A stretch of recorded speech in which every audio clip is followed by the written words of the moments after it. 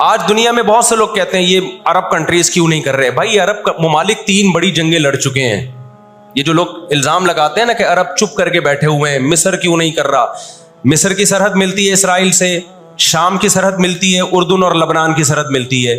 یہ سارے ملک 3 بڑی جنگیں لڑ چکے ہیں اسرائیل کے خلاف, لیکن فتح کس کو ہوئی ہے؟ اسرائیل کو. کیوں؟ اس کے پیچھے کون تھا؟ اس کے پیچھے امریکہ تھا. جتنا شر اور فساد اس قوم میں ہے, قرآن کہتا ہے کہ اتنا دنیا میں کسی اور قوم میں نہیں ہے. لَتَجِدَنَّ أَشَدَّ النَّاسِ عَدَاوَةً لِلَّذِينَ آمَنُوا الْيَهُودَ. اللہ کہتے ہیں تم مسلمانوں کا سب سے بڑا دشمن, دنیا کی جتنی قومیں ہیں ان میں سب سے بڑا دشمن کس کو پاؤ گے؟ یہود کو پاؤ گے. انہوں نے جناب طے کیا کہ ہمیں ایک ملک ملنا چاہیے. ان کے بڑے بیٹھے, کسی نے کہا افریقہ میں ہونا چاہیے, کسی نے کہا فلاں جگہ ہونا چاہیے, کسی نے کہا فلاں جگہ ہونا چاہیے.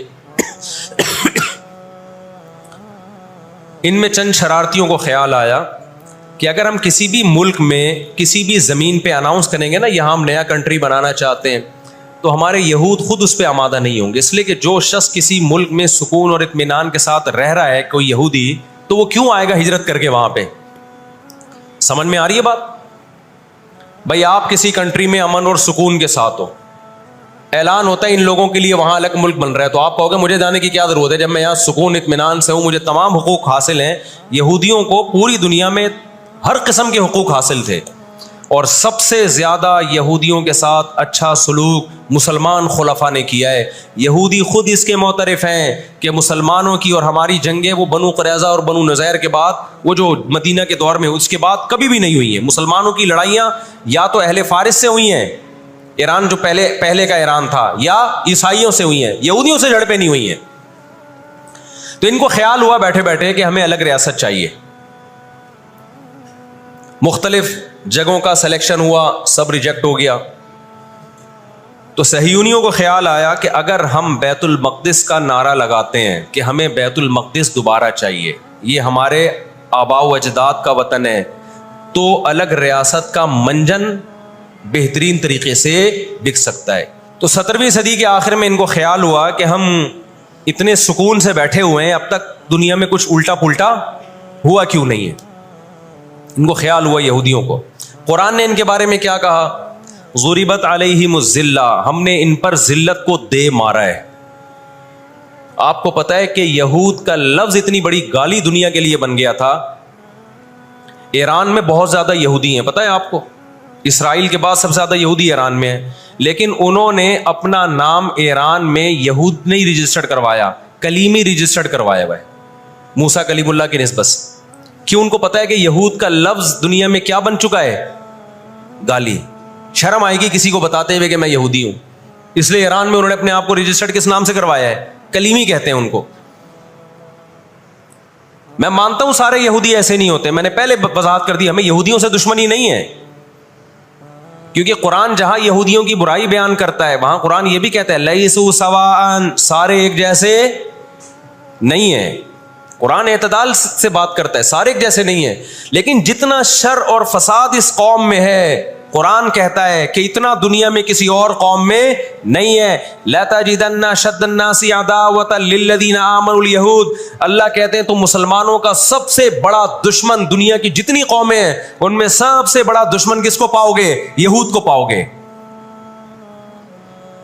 اس کے بعد مشرکین کو پاؤ گے, اور اسلام کے سب سے زیادہ قریب تم کس کو پاؤ گے؟ نصارہ کو, عیسائیوں کو پاؤ گے.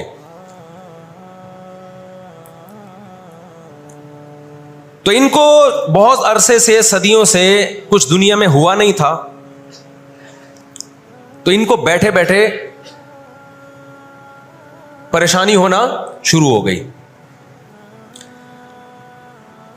چند ان کے فسادی لوگ جمع ہوئے اور انہوں نے کہا کہ بھئی دنیا میں ہر قوم کے پاس ایک ملک ہے, ہر مذہب کے پاس ایک ملک ہے, تو ہمارے پاس بھی ہونا چاہیے. حالانکہ یہ بات ہی غلط ہے, دنیا میں ہر قوم کے پاس ملک نہیں ہے.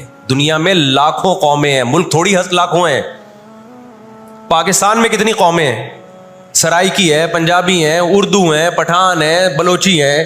اگر قومیت کی بیس پہ ملک بنانا شروع کر دیں پھر تو 1-1 انچ کے ملک وجود میں آئیں گے. پھر سرائکیوں میں جائیں گے تو سرائکیوں میں 20 قومیں ہیں.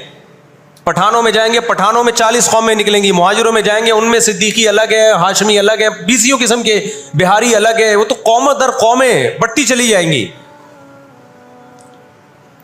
انہوں نے کہا دنیا میں ہر مذہب کے پاس ایک ملک ہے، حالانکہ یہ بات بھی سکھوں کے پاس کوئی الگ ملک ہے، کوشش کر رہے ہیں وہ بنانے کی، لیکن اب تک کی رپورٹ کے مطابق نہیں ہے۔ بہت ساری دنیا میں مذہب ہے جن کے پاس کوئی کنٹری، مذہب کی بیس پہ حکومت دنیا میں 3 قوموں نے کی ہے، مذہب کی بیس پہ، جو آسمانی مذاہب ہیں، یہود، عیسائی اور مسلمان۔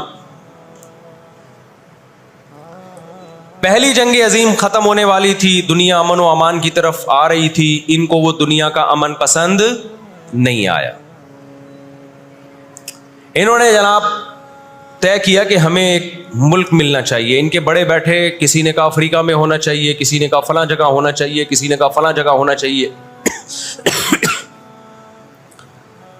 ان میں چند شرارتیوں کو خیال آیا کہ اگر ہم کسی بھی ملک میں کسی بھی زمین پہ اناؤنس کریں گے نا یہاں ہم نیا کنٹری بنانا چاہتے ہیں، تو ہمارے یہود خود اس پہ آمادہ نہیں ہوں گے، اس لیے کہ جو شخص کسی ملک میں سکون اور اطمینان کے ساتھ رہ رہا ہے، کوئی یہودی، تو وہ کیوں آئے گا ہجرت کر کے وہاں پہ؟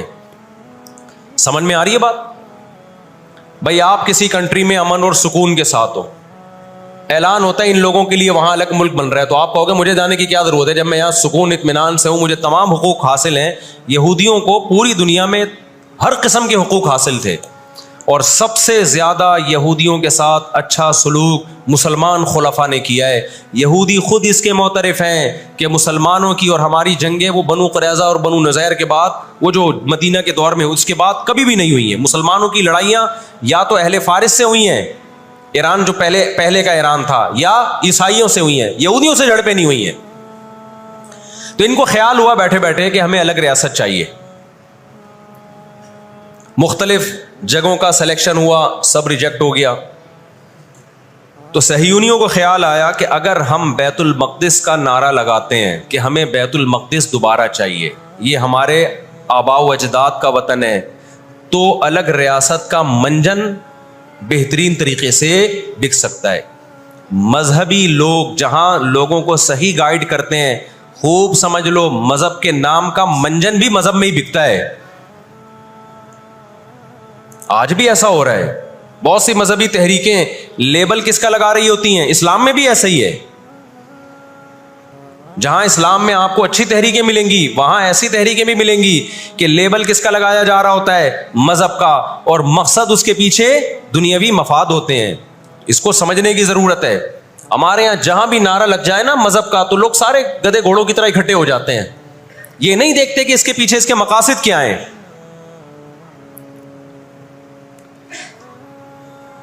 تو نعرہ یہ لگایا گیا، اللہ کرے میں جلدی سے مختصر ہسٹری سمیٹ دوں پھر آپ کے سامنے بات رکھوں۔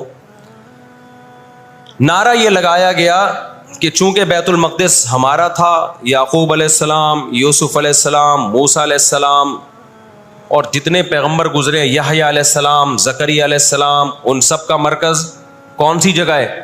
ارض مقدس فلسطین۔ تو فلسطین کے نام پہ پوری دنیا سے یہودیوں کو فلسطین میں جمع کرنا ہمارے لیے پاسبل ہے، مگر یہودی بکھرے ہوئے تھے، ان کے پاس اتنی طاقت نہیں تھی۔ 2 سازشیں انہوں نے کی ہیں۔ نمبر 1، تجارت اپنے کنٹرول میں لو۔ قرآن کہتا ہے وَأَخْذِهِمُ الرِّبَا وَقَدْ نُهُوا عَنْهُ، اللہ نے ان پر سود لینے پر پابندی لگائی تھی۔ انہوں نے دنیا کو سود کے نظام میں لپیٹ دیا، پوری دنیا کی دولت مرتکز ہو کے کس کے پاس آنے لگی؟ یہودیوں کے پاس۔ مذہبی ریاست بنائی جا رہی ہے۔ اس کی مثال ایسے ہے جیسے ہم مسجد بنا رہے ہیں اور بندوق ہاتھ میں لے کے لوگوں کو ڈکیتیاں کر کے پیسہ لاؤ، جتنا پیسہ بنے گا، جتنا پیسہ اکٹھا ہوگا ہم اس سے کیا بنائیں گے؟ مسجد بنائیں گے۔ تو اس سے صاف پتہ چل جائے گا بھائی تیرا مقصد مسجد بنانا نہیں ہے، مسجد کے نام پہ منجن بیچنا ہے۔ سمجھ میں آ رہی ہے بات کہ نہیں آ رہی؟ لیبل مسجد کا لگ رہا ہے، اس کے پیچھے، کیونکہ جو مسجد جو بنانا چاہتا ہے وہ کبھی بھی حرام پیسے سے مسجد نہیں بنائے گا۔ تورات میں آج تک سود کی حرمت موجود ہے، اور قرآن نے بیان کیا کہ ان کو ہم نے سود لینے سے منع کیا، لیکن انہوں نے سود لینا شروع کر دیا۔ بڑے بڑے بینک آج کس کے پاس ہیں؟ ان کے تانے بانے سارے کس سے جا کے ملتے ہیں؟ یہودیوں سے. بیٹھے بیٹھے پیسہ جمع کرنا شروع کیا. تبھی تو میں کہتا ہوں یہ جو بڑے بڑے جنرل اسٹور بنے ہوئے ہیں نا, مال بنے ہوئے ہیں, جو بینکوں سے سودی قرضہ لے کے کروڑوں روپے پھونک دیتے ہیں, اس کے بجائے نا اپنے ان غریب دکانداروں کے پاس جایا کرو جو اپنے باپ کی کمائی سے, وراثت کے پیسوں سے دکان بنا کے بیٹھے ہوئے ہیں. یہ جو سودی نظام ہے نا, سودی نظام, اس سے دنیا کی دولت مرتکز ہو کے چند ہاتھوں میں جاتی ہے, پھر وہ چند ہاتھ ہی آپ کے باپ بن کے بیٹھتے ہیں دنیا میں. جب سے یہ بڑے بڑے اسٹورز بننا شروع ہوئے ہیں, مال بننا شروع ہوئے ہیں, یہ چھوٹے موٹے دکانداروں کی جو حلال کی آمدن تھی, ان کی جو بینکوں سے قرضے نہیں تھے, جو دادے پردادے سے محنت کر کے آ رہے تھے اور اب اتنا جمع کیا کہ ایک دکان بنا لیں, وہ سارے ایک طرف رہ گئے. اور ایک سرمایہ دار اٹھتا ہے بینکوں سے اربوں روپے کا قرضہ لے کے ایک بہت بڑی بلڈنگ بنا دیتا ہے اور بیٹھ کے نوٹ چھاپتا ہے. وہ یہ کون سا ان کی خون پسینے کی کمائی ہوتی ہے؟ تو اس عذاب میں دنیا کو کس نے دھکیلا؟ سودی نظام میں. بولو, یہودی نے دھکیلا ہے. ان کے شاطر دماغ نے کام کیا کہ پوری دنیا کی معیشت کس کے کنٹرول میں لے کر آؤ؟ اپنے کنٹرول میں. آج اگر حاجی, ہم یہاں سے حج کرنے جاتے ہیں نا, میں نے ایک دفعہ سعودی عرب میں کسی سے پوچھا کہ یہودیوں کو یہ کھٹکتا نہیں ہے, اتنے لاکھ لوگ آ رہے ہیں, 40 لاکھ 50 لاکھ لوگ حج کر کے جا رہے ہیں, ان کو کھٹکتا نہیں ہوگا اتنی اللہ نے مسلمانوں کو عزت دی؟ انہوں نے کہا ان کو نہیں کھٹکتا, یہ چاہتے ہیں کہ 40 لاکھ کے بجائے 80 لاکھ لوگ حج کیا کریں. وجہ اس کی ہے کہ وہاں سارا مال ان کی کمپنیوں کا بکتا ہے. میں سمجھا پا رہا ہوں اپنی بات؟ ساری پروڈکٹ کس کی بکتی ہیں؟ منجن انہی کا بک رہا ہے وہاں بھی. تو چاہتے ہیں 40 لاکھ کے بجائے کتنے لاکھ حج کیا کریں؟ 80 لاکھ حج کیا کریں. اللہ میاں نے حج کا جہاں تذکرہ کیا نا, وہاں تجارت کا بھی تذکرہ کیا ہے. لیس علیکم جناح ان تبتغوا فضلا من ربکم. مسلمان جب حج کرنے جاتے تھے تو تجارت بھی کرتے تھے, کیونکہ پوری دنیا سے مسلمان آ رہے ہیں. ایک ملک میں ایک چیز سستی ہے, دوسرے ملک میں وہ مہنگی ہے, تو اس ملک والا یہ سستی چیز لے گیا, یہ والا یہ سستی چیز لے گیا, دونوں پارٹیوں کو پیسہ مل رہا ہے, حج بھی ہو رہا ہے, پیسہ بھی مل رہا ہے. صحابہ کو خیال آیا کہ یہ تو ہم حج کرنے جا رہے ہیں, اس میں ہم بزنس بھی اگر کرتے ہیں تو ہمارے تو حج کا اجر ضائع ہو جائے گا. اللہ نے فرمایا نا نا نا نا نا, اگر تم حج کے ساتھ تجارت بھی کرو گے, تجارت کا فائدہ بھی ملے گا اور حج کا بھی پورا پورا ثواب ملے گا تمہیں. کیوں؟ اللہ چاہتے تھے کہ حج کے ذریعے معیشت بھی مسلمانوں کی مضبوط ہو. اللہ تھوڑی مسلمانوں کو کمزور دیکھنا چاہتے ہیں. آج حج مسلمان کر رہا ہے, گناہ بھی معاف کروا کے آ رہا ہے, فائدہ کس کو ہو رہا ہے؟ یہودی کو ہو رہا ہے. میں نے وہاں سعودی عرب میں کسی بڑے سے پوچھا, میں نے کہا یار آپ مسلمانوں کی پروڈکٹ یہاں کیوں نہیں بیچتے؟ انہوں نے کہا ایک دفعہ ہم نے پاکستان سے مرغی منگوائی تھی, چکن پاکستان سے منگوائی تھی تاکہ بلا شک و شبہ حلال ہو, ان سب کو پتا ہو کہ حلال ہے. ایک دفعہ بھیجی, اس کے بعد 2 نمبری کی ان لوگوں نے, تو سعودیہ نے بین کر دیا. آپ کے جتنے مسالے ہیں نا, میں نام نہیں لے رہا کمپنیوں کے, ایک ایک کا نام لے کے بتاتا. میں ابھی مسقط ایک ہفتہ رہا ہوں, میں نے وہاں دبا کے بد پرہیزی کی ہے. لڈو بھی کھائے, مٹھائیاں بھی کھائیں, بریانیاں بھی پھوڑی, ایک دفعہ پیٹ خراب نہیں ہوا. جرمنی گیا, پھوڑ پھاڑ کے آیا, پیٹ خراب نہیں ہوا. سعودی عرب گیا, پھوڑ پھاڑ کے آیا, پیٹ خراب نہیں ہوا. یہاں آیا ہوں, کھچڑی کھا کے پیٹ خراب ہو جاتا ہے. پتہ نہیں کیا کھلا رہے ہیں یار ہمیں. مسقط میں نے پوچھا یار یہاں پیٹ نہیں خراب ہو رہا؟ انہوں نے کہا یہاں آپ کے مسالوں پر پابندی ہے, پاکستان سے مسالوں پر یہاں کیا ہے؟ پابندی ہے, اس لیے پیٹ خراب نہیں ہو رہا. جرمنی میں مجھے وہاں لوگوں نے بتایا کہ جرمنی میں پاکستانی مسالوں پر کیا ہے؟ پابندی ہے, اس لیے پیٹ خراب نہیں ہو رہا. جہاں پاکستان سے مسالہ جائے گا لوگوں کے پیٹوں کی ایسی کی تیسی کر دے گا وہ. یہ ہے بزنس, سمجھ رہے ہو؟ پھر کچھ مسالے آ رہے ہیں وہاں پہ, لیکن ان میں وہ ٹیسٹ نہیں ہے جو یہاں ہے. وجہ کیا ہے کہ یہاں جو کیمیکل ڈل رہا ہے نا ٹیسٹ کے لیے, وہ کیمیکل کے بغیر جا رہے ہیں, پھر وہ ایکسپورٹ ہو رہے ہیں, اس لیے اس میں وہ ٹیسٹ تو نہیں, لیکن صحت نہیں خراب کر رہے. یہاں فوکس کیا جا رہا ہے ٹیسٹ کو, صحت گئی تیل لینے, اور آپ اور میں کھا رہے ہیں الحمدللہ, آتے ہی پیٹ خراب ہو گیا. خیر, تو یہود نے کس کو, اب دیکھو یہود نے بڑی ایمانداری سے بزنس کیا کہ ہم ایسی پروڈکٹ مارکیٹ میں بیچیں گے جو ایک نمبر ہوگی, اور بہت ساری سازشیں بھی کی, ایسی ایسی سازشیں ہوئی ہیں. انہوں نے دیکھا کہ جو مسلمان کمپنی بہت زیادہ آگے بڑھ رہی ہے نا, آپ کو یاد ہے پولکا کمپنی, ایک پولکا کے ہم آئس کریمیں کھایا کرتے تھے بچپن میں, عیدی ملتی تھی, ایسی بڑی بڑی کمپنیوں کو جب دیکھا نا ترقی کر رہی ہیں, منہ مانگی قیمت دے کے خرید کے بند کر دیا کہ ایک دفعہ انویسٹ کر دو, اچھا خاصا لگا دو پیسہ, لیکن ان کو آگے نہیں بڑھنے دو. اس کا نتیجہ یہ نکلا کہ دنیا غلام بنتی چلی گئی. اکنامکلی کس کی غلام بن گئی؟ آج امریکہ اسرائیل کو غلط کہہ کے بھی کس کا ساتھ دیتا ہے؟ مجھے یاد ہے چند سال پہلے امریکی صدر نے بیان دیا تھا اسرائیل نے یہ غلط کیا ہے, یونائٹڈ نیشن کے لا کی پابندی نہیں کی ہے, لیکن ہم پھر بھی کس کے ساتھ ہیں؟ پورے الفاظ بتا رہا ہوں میں, پھر بھی ہم کس کے ساتھ ہیں مانتے ہوئے. اس کو پتا ہے, وہ اس کی مثال وہ 50-50 میں ایک آیا کرتا تھا نا, 50-50 میں ایک کلپ وائرل ہوا ہے کہ کمنٹری ہو رہی ہے کہ سلیم اللہ بہت اچھا کھیل رہا ہے اور کلیم اللہ تو کھیل ہی نہیں رہا. اب لوگ جو کمنٹری کرنے والا ہے اس سے کہہ رہے ہیں ابے یا تو کھیل ہی نہیں رہا, وہ جو تماشائی تھے وہ چھوڑ کے جانے لگے, تو غلط کمنٹری کر رہا ہے. اس نے کہا تم جہنم میں چلے جاؤ لیکن کھیل یہی صحیح رہا ہے, بھلے تم جاؤ. وہ انہوں نے کہا ہم گھر جا رہے ہیں, انہوں نے کہا تم گھر نہیں, تم جہنم میں جاؤ, لیکن یہی سلیم اللہ بہترین کھیل رہا ہے. پھر دکھایا کہ پیچھے بندوق رکھی ہوئی ہے کسی نے. تو اس وقت امریکہ کو گچی سے کس نے پکڑا ہوا ہے؟ طاقت امریکہ کے پاس زیادہ ہے, سازشیں کس کے پاس زیادہ ہیں؟ اسرائیل کے پاس. معیشت پہ ایسا قبضہ کیا ہوا ہے, گچی سے پکڑا ہوا ہے کہ ہلنا نہیں. آج پوری دنیا میں فلسطینی نہتے ہو گئے. جب اسرائیل کے قیام کا اعلان کیا نا یہودیوں نے, تو دو کام کیے, میں جلدی سے بات کو سمیٹوں. ایک تو یہ کہ معیشت کس کے کنٹرول میں لو؟ سود کے ذریعے, بزنس کے ذریعے, حلال تجارت کے ذریعے اس طرح سے کنٹرول میں آتی نہیں ہے. وہ سود جو تمام مذاہب میں حرام ہے, عیسائیت میں بھی, یہودیت میں بھی, اسلام میں بھی, اس سود کو پروموٹ کیا دنیا میں, تاکہ سود کے ذریعے آپ اندرون سندھ جاؤ نا, بڑے بڑے زمینداروں نے ہاریوں کو, کسانوں کو اپنے کنٹرول میں لیا ہوا ہے سودی قرضے دے کے. وہ بیچارے ہل نہیں سکتے, ساری زندگی ان کے غلام بنے رہتے ہیں وہ. اللہ جزائے خیر دے, ہمارے جامعۃ الرشید کے ایک استاذ ہیں, بڑے مالدار بھی ہیں, انہوں نے وہاں جا کے بہت سارے ہاریوں کے قرضے ادا کر کے ان کو اس غلامی سے نکالا ہے. اور بہت سے ان میں ہندو بھی ہیں بہت سارے, وہ مسلمان بھی ہوئے ہیں, ان کو اور ہر طرح سے سپورٹ کرنا, ایسے ادارے بنے ہوئے اندرون سندھ. تو ایک کام تو یہ کیا کہ معیشت اپنے کنٹرول میں. دوسرا کام کیا کہ ان کو پتا تھا کہ جب تک بڑی طاقتیں ہمارے ساتھ نہیں ہوں گی اس وقت تک ہم اسرائیل کا قیام وجود میں نہیں لا سکتے. اس کے لیے سب سے زیادہ اسلام دشمنی میں برطانیہ کے ساتھ ایگریمنٹ ہوا. اور آپ حیران ہوں گے, برطانیہ کی اسمبلی میں جب یہ قانون پاس ہوا, قرارداد پاس ہوئی ہے کہ ہم نے فلسطینیوں کو, اسرائیلیوں کو, یہودیوں کو فلسطین میں جا کے آباد کرنا ہے, تو آپ حیران ہوں گے کہ اس میں اس کی سب سے زیادہ مخالفت اسمبلی میں موجود ایک شخص نے کی جو یہودی تھا. اس نے ایک آواز اٹھائی کہ اگر ہم نے ایسا کیا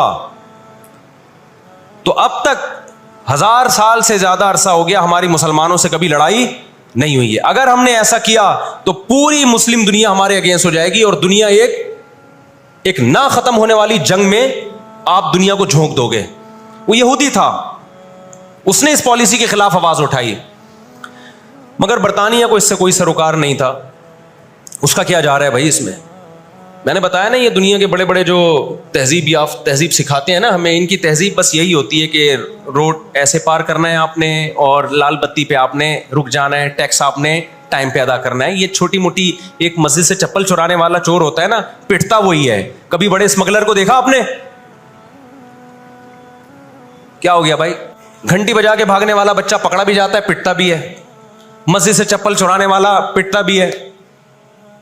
لیکن کچھ چور ایسے ہوتے ہیں 3 پیس سوٹ اور ٹائی میں, بڑا زبردست بریف کیس ان کے پاس, اس میں پورا اسمگلنگ کا پیسہ ہوتا ہے. ٹھیک, لاکھوں لوگوں کی جان اس میں خون بہا ہوتا ہے, اس کا پیسہ ہوتا ہے, عزتوں کے سودے ہوتے ہیں. تو یہ بڑی بڑی طاقتیں اس طرح کرتی ہیں. اور کمال کی بات ہے, راحت اندھوری کے ایک شعر ہے نا, کہ مجھے شعر تو یاد نہیں رہا, اس کا مفہوم یاد رہ گیا ہے, کہ ہمارے قاتلوں کو کہاں ڈھونڈتے پھرو گے. ایک شاعر نے تو کہا ہے کہ اپنی معشوقہ کو, کہ ہمارے قاتلوں کا, یعنی ہماری قاتل تو آپ ہو, آپ کی محبت میں ہم مرے ہیں. اس نے کہا کہ ہمارے قاتلوں کو کہاں ڈھونڈتے پھرو گے, وہ کیا ہے کہ ہمیں قتل کا الزام ہم ہی پر رکھ دو, ہم ہی پر الزام ڈال دو, یعنی مقتول ہی پہ الزام ڈال دو کہ یہی قاتل ہے. آج دنیا میں سب سے زیادہ دہشت گردی کا شکار مسلمان ہو رہا ہے, کشمیر میں بھی. اور میں کشمیر کے بارے میں نیوز چینل کی رپورٹ پیش نہیں کر رہا, میں دنیا میں جاتا ہوں, مقبوضہ کشمیر کے مسلمانوں سے بھی ملتا ہوں. نام ان کے ہائی لائٹ نہیں کیے جا سکتے, ان کی ویڈیو نہیں ڈالی جا سکتی ورنہ انڈیا ان کو تنگ کرے گا. مقبوضہ کشمیر میں کوئی ایک مسلمان ایسا نہیں ہے جو انڈین گورنمنٹ سے خوش ہو. ابھی مسقط میں ایک خاتون ملی مقبوضہ کشمیر سے, مجھے تو لوگ پہچان لیتے ہیں, کہنے لگے مفتی صاحب خدا کا واسطہ آپ آواز اٹھائیں, ہم پر بہت ظلم کر رہا ہے انڈیا, بہت مار رہا ہے ہمیں کشمیر میں, بتاؤ دنیا آواز اٹھا رہی ہے اس پہ؟ کیونکہ مسلمان کا خون بہ رہا ہے. روہن گیان میں کس کا خون بہتا ہے؟ برما میں مسلمان کا خون بہتا ہے. فلسطین میں کس کا خون بہ رہا ہے؟ مسلمان کا خون بہ رہا ہے. جہاں مسلمان کا خون بہے گا دنیا منہ پہ ٹیپ لگا لیتی ہے. جہاں کوئی ایک غیر مسلم, ہماری نظر میں مسلمان کا خون بہے یا غیر مسلم کا, ہم فرق نہیں کرتے, کسی پہ بھی ظلم ہوگا ہم آواز اٹھائیں گے, لیکن دنیا یہ فرق کرتی ہے, لیبل یہ لگا